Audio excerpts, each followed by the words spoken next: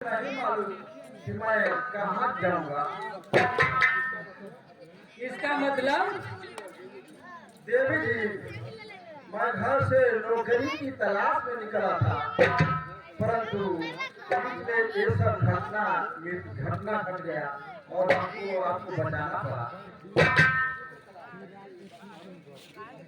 घर से बात है संग मेरे चलो, इसलिए सारी आसान हो जाएगी। नौकरी में दिया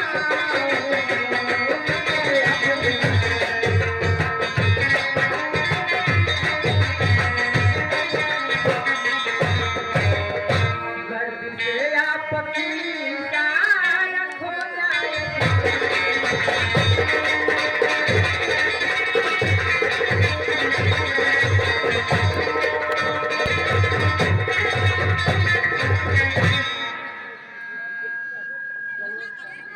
ठीक है देवी जी, बहुत बहुत आभारी। अगर हमको नौकरी मिल गई तो ठीक है, चलिए हमारे घर ठीक है। चलते हैं।